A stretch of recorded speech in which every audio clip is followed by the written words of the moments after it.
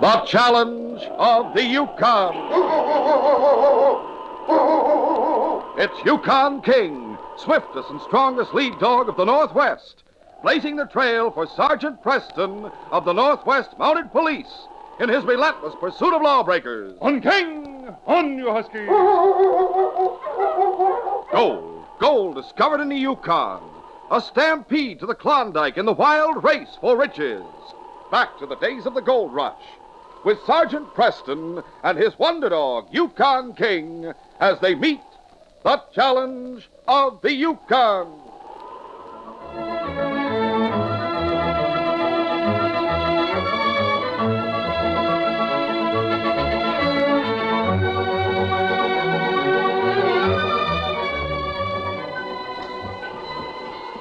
Sergeant Preston was driving his team along the Otter Creek Trail on his way to the settlement of Pine Ridge. He had just come in sight of a small miner's cabin when he was hailed by a boy playing on the bank of the frozen creek. Sergeant Preston! Hello, buddy. Walking. Hi, you huskies. Hi, Sergeant. Hi, King, old Phil. Oh, Sergeant, I'm sure glad to see you. You look as though you've something on your mind, buddy. Yes, sir, I have. Do you believe in ghosts? Why, of course not. You haven't been seeing one, I hope. No, sir, but Grandpa, Mr. Fowler thinks he did. Just the other night. You mean Gideon Fowler? Yes, sir. He's not really my grandpa, but I wish he were. Tell me about it. Well, I was visiting Mr. Fowler, and we were all alone. And he was telling me a story about the old days in the territory. Yes? All of a sudden, he gave a gasp, and his face went awfully pale. And then he slumped over in his chair. Well, Gideon has a weak heart. Well, I tried to help, but finally he opened his eyes and told me to get his medicine off the shelf. And after a while, when he felt better, he told me he'd seen a ghost at the window. Well, what made him think it was a ghost? Because he said it had the face of his dead partner. Louie Lachine? Yes, sir. He told me Mr. Lachine drowned 2 years ago. Buddy, what you've told me is interesting.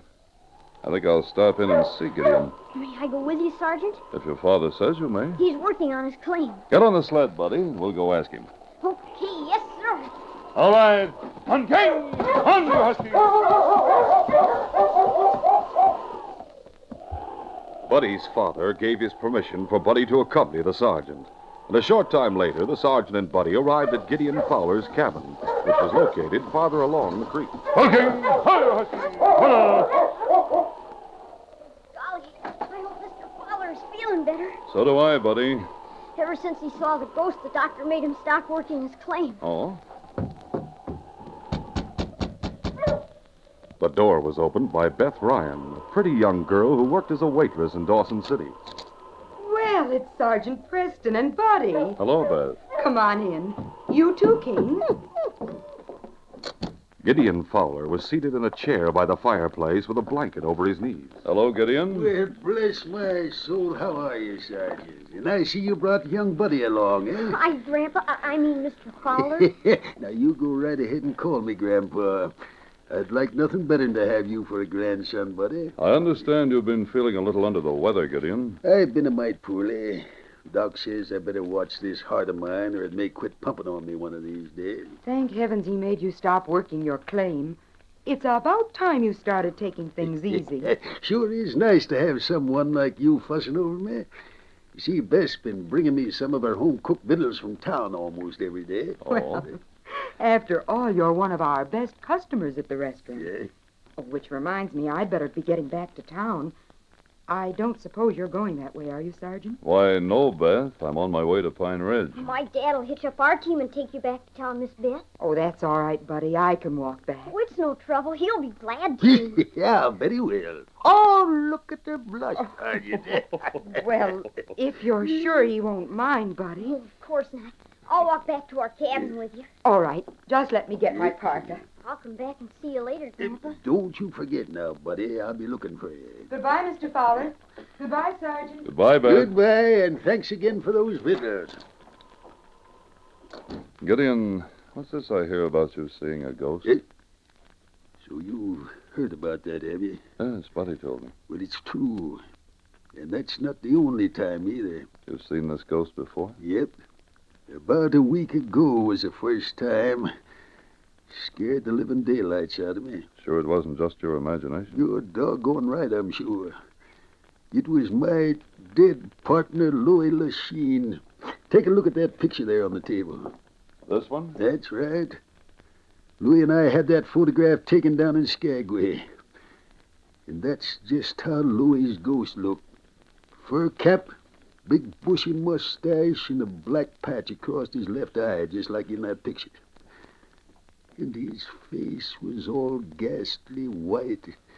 Oh, by criminy, Sergeant, it was horrible. Louie was drowned in the Yukon River, wasn't he? That's right. 2 years ago. You'd been friends a long time, hadn't you? Ever since 74. We teamed up down on the Fraser River in British Columbia. Louis was a big French-Canadian. The best partner a man ever had. Still blame yourself for his death? Oh, shucks, I can't help it, Sergeant. Louis and I, we always hit it off fine together, right up to the time we staked this claim on Otter Creek. Then we kind of started getting on each other's nerves. Cabin fever. Yes, I reckon so. Anyway, we finally had a big bust-up. We cut the cards to see who'd get the claim, and I won. So Louis took the team and lit out by himself. The ice was starting to thaw on the river, and Louis tried to cross, but he hit a bad spot. Went through and drowned. Huskies and all. There's no reason to blame yourself, Gideon. I feel it wouldn't have happened if we hadn't had that quarrel. Worst of it was, right after Louis died, the claim started to pay off in a big way. I've taken more than 30,000 in gold out of these diggings. How many people know this story? Well, most of my friends, I reckon. I talk about it sometimes when I'm feeling bad. Why? Oh, I wonder if someone's playing a trick on you. That ghost was real, Sergeant. I tell you, I saw it with my own eyes. Hmm? Well, in any case, I wish you weren't staying here alone, Gideon. Oh, I'm not alone. My nephew's staying with me. Your nephew? Virgil Fowler, his name is. Used to work for the Yukon Commercial Company, but he came here to live with me a couple of weeks ago.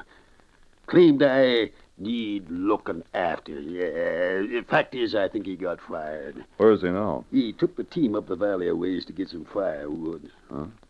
Yeah. Well, King and I'd better be on our way. Now, you take it easy, Gideon, and don't continue blaming yourself for what happened to your partner. I'll try not to. Sure was nice of you to stop. Well, I reckon that must be Virgil now, back sooner than I expected. Well, hello there. Virgil, this is a good friend of mine, Sergeant Preston of the Mounties. Howdy, Sergeant Preston. I've heard a lot about you. Glad to know you. Well, take off your parka. I'll fix you a cup of coffee. No, thanks. King and I were just leaving. You figure on staying over at Pine Ridge a spell? No, we'll be coming back tonight.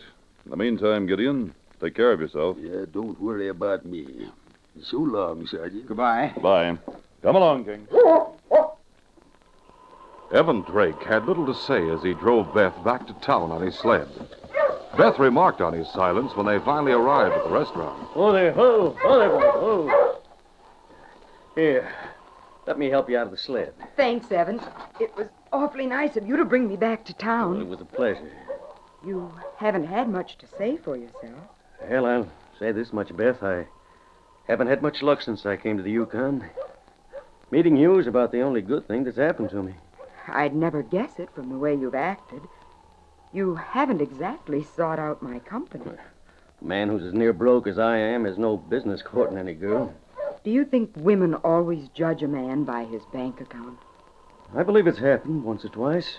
Money means nothing to me, Evan. Well, it does to me. I'm fed up with this business of trying to dig gold out of a worthless claim. And what's more, I intend to do something about it.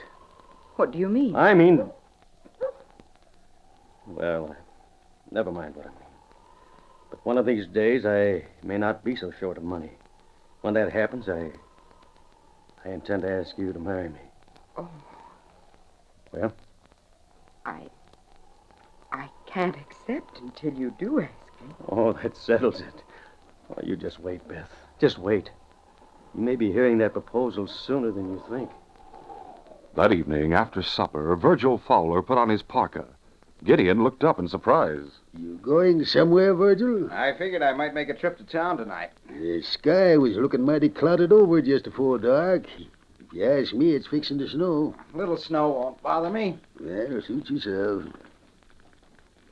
Gideon was seated in his usual chair by the fireplace. For some time after his nephew had hitched up the team and driven away, the old man continued to sit staring into the flames. Finally, his head nodded, and he began to doze. Outside, the wind howled around the cabin, and the snow began to come down heavily. Presently, Gideon was awakened by a light, persistent tapping at the door. Who's that?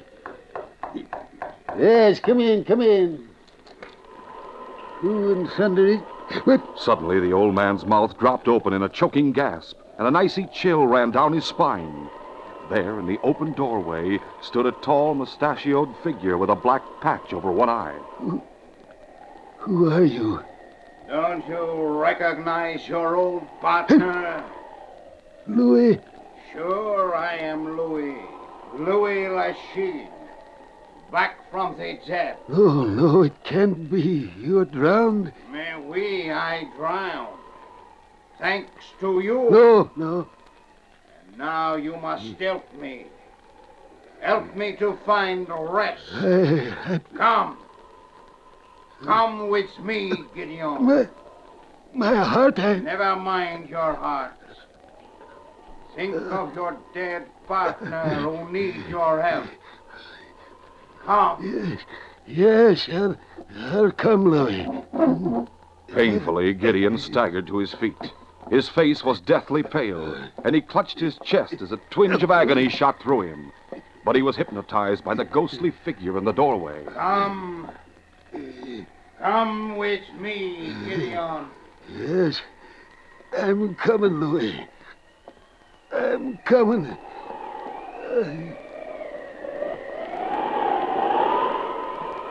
Sergeant Preston was on his way back to Dawson City from his visit to Pine Ridge. He had just come in sight of Gideon Fowler's cabin on Otto Creek when the glow of light from within showed him that the cabin door was wide open in spite of the bitter weather. Wondering if something might be wrong, the sergeant decided to investigate. Okay, hurry, Huskies. Hold on. Come on, boy, let's have a look inside.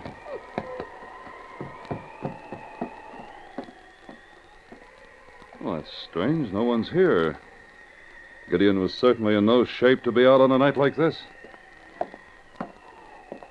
Going back to the doorway, the sergeant looked out. Almost obliterated by the falling snow, he could make out the faint traces of footprints leading away from the cabin. We'd better find him, boy. We can't let the old man die. After lighting a lantern to enable him to follow the footprints through the snow, the sergeant gathered up Gideon's discarded blanket. He let King sniff it in order to get the old man's scent, and then he started out with his team. The trail led up the hillside overlooking the creek. They hadn't gone far when a series of barks from King announced that he had found Gideon. Hold you, Huskies. Hold on, hold. The old man was sprawled in the snow and showed no sign of life as King licked his face. I'll try his pulse. Oh, he's alive, boy. Carrying the old man back to his sled, Sergeant Preston wrapped him in the blanket and hurried to the cabin. There he began working feverishly to revive him. And finally, Gideon's eyes flickered open. Sergeant Preston, where am I? It's all right, Gideon. You're back in your cabin. The ghost. I saw Louie's ghost again. I had an idea something like that had happened. Do you feel like talking about it? Yes. But first, get me my medicine. It's over there on the shelf. After taking his medicine, the color began to return to the old man's cheeks. After he told his story, Sergeant Preston said, Gideon, from what you've told me, I think someone's deliberately trying to cause your death. Cause my death? I don't understand. You have a weak heart, Gideon.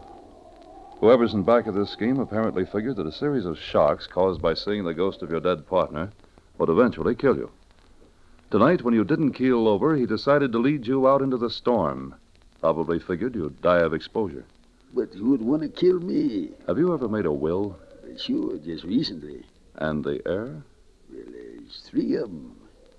They come in for equal shares. One